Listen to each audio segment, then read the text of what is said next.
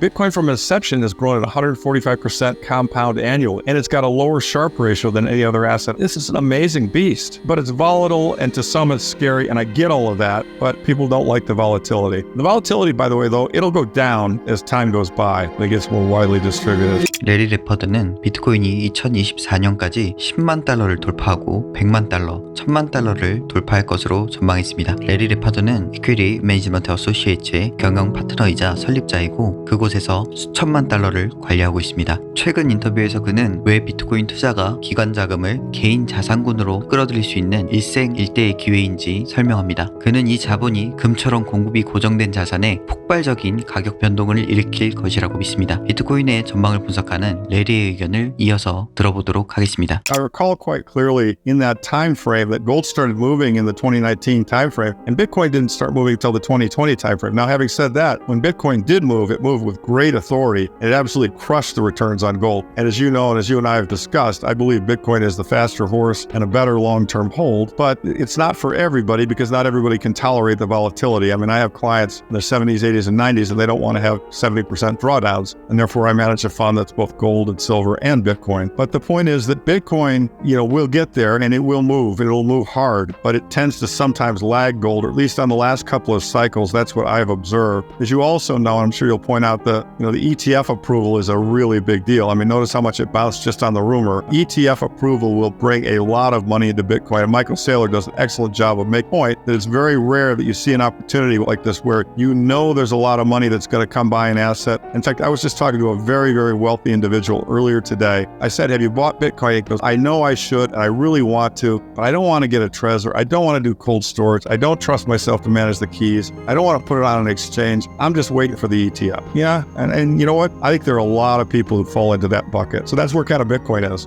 As everybody knows, or most people who listen to me know, I love them both, okay? Gold is analog sound money, proven 5,000 years old. It was the best form of money that existed in the world until Bitcoin came along. And it is still less volatile than Bitcoin. And for some people, that's a real advantage. They don't want to ride the up and down cycles within Bitcoin. If you look at the actual characteristics of Bitcoin as money, and it is being adopted as money, in my opinion, it beats gold on just about every front. It's easier to store, it's easier to transfer, it's easier to verify, it's easier to divide, etc. And so I think when the people who set up the Bitcoin network, and I do think Satoshi was a group of people who then decided to go silent, Bitcoin network got developed, something important was developed. And sadly, a lot of gold people think all this crypto stuff is bullshit. And you know what? They're right. All crypto stuff is bullshit except Bitcoin. Because what Bitcoin did, what that system does and did, is we created legitimate, provable digital scarcity. And before that time, that had never existed. So this is an invention. It's like when the Wright brothers created an airplane, they created a device that would allow human beings to go up in the air and travel. From the Wright brothers to the Concorde, was a bunch of years, but it was amazing the developments that took place. And you might ask, why does digital scarcity matter? Digital scarcity matters because the most important characteristic of sound money is that it's scarce. And until Bitcoin came along, gold was the element in the universe that was most scarce. The supply only grew at 1.5% a year. It was verifiable. I mean, admittedly, you had to sometimes X-ray it so that it didn't have tungsten inside it and had problems in verifying its purity. But 6,000 years of evolution, it became kind of the preeminent form of money. Bitcoin, in my opinion, is really just digital gold with better characteristics. Now, it's not as widely distributed, it's not fully adopted, and there are two, as I've said before, to add credibility to the case, there are two weaknesses or two risks, and even big a Bitcoin advocate as Lynn will agree to these, and she writes about it in her book. There's the technical risk that in some way the network breaks or fails. I think based on who the core developers are, based on the fact that it's been working for 15 years, based on the technology involved, and so on and so forth, I think that risk has gotten to be very small. It was much larger before the block wars, before the hard forks. In the early days, there were some backdoor problems, etc. 15 years in, the network is pretty damn robust and the risk of technical failure is low.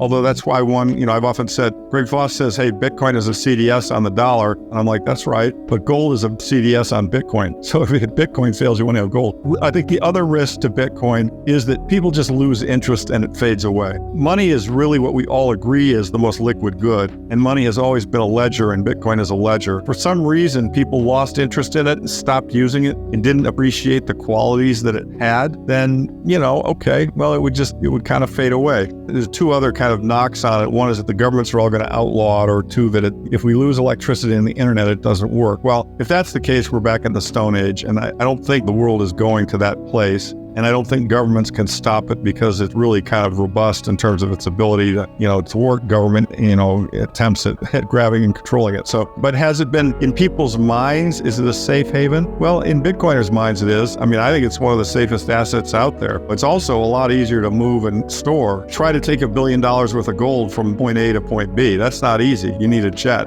With 12 words, you can hop on an airplane and go to any place in the world, and reestablish your Bitcoin wallet, and you've got your wealth. By the way, a lot of people in China were doing that in the early days of Bitcoin. It was being used for that. They had capital controls and they couldn't get out. It's extremely portable wealth. I mean, obviously, if you were in Germany in the 30s and you wanted to get out, having gold coins was really good because you could bribe the border guards or whatever, or use it travel expenses. But I still say that. I think gold coins are very useful because, there'll be people who probably won't accept Bitcoin when you got to pay bribe. But at the end of the day, I think Bitcoin is the superior form, will become the superior form of wealth. Both of these assets are going to increase in value significantly as paper money, fiat money gets debased and destroyed. But two, it's got an adoption curve. And so we're just kind of past the Gladwell tipping point where, 10+% maybe of the developed world owns Bitcoin. And as we've all seen those adoption curves, cell phones, radios, TVs, whatever it might be, any new innovation, it kind of tends to take the amount of time it took to get to the 10% as the amount of time to get to 90%. I think in the next 15 years, Bitcoin is very likely to become the soundest reserve asset in the world. And if that's the case, and there are 8 billion people in the world, there are 21 million coins, the price per coin has got to go up a lot. One other thing I will say about Bitcoin that I think people don't understand, and this is part of the innovation that's really important.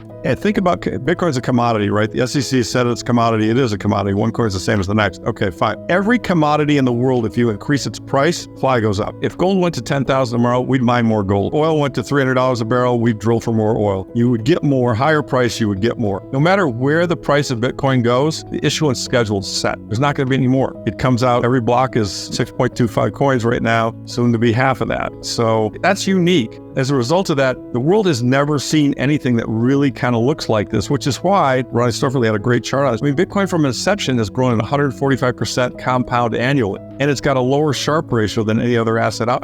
This is an amazing beast. People don't like the volatility. The volatility, by the way, though, it'll go down as time goes by. It gets more widely distributed. If we had sounder money, some of the problems that exist in the world would not exist, or they would be much less significant than they are today. So what I try to do through my podcasts and other things and my fund is advocate for people holding sounder money. I think if we hold sounder money, it will then force the states to behave in a more responsible fashion, which will then mean states kill less people, which is something I think everyone could agree is a good goal. So, and it goes beyond that. I think holding sound money also kind of protects one, and that's a worthwhile goal. I want to protect my kids. I want to protect kids that they haven't had yet. Someday be my grandkids. And so, to me, those of us who look around at the world, see all the problems, we can vote with our feet and say, all right, what are we going to do? I'm not president. I can't set the policies, but I can decide what I'm going to advocate for. And I'm going to support people that advocate for and believe in sound money, because I know that unsound money leads to, I think, government mischief. That would be kind of my closing remark. And I think it benefits you if you're in a sound money. If you're in sound money investment, it's rocky. There's just no way out of this but more inflation. And so sound money is the thing you can do to protect yourself in that instance.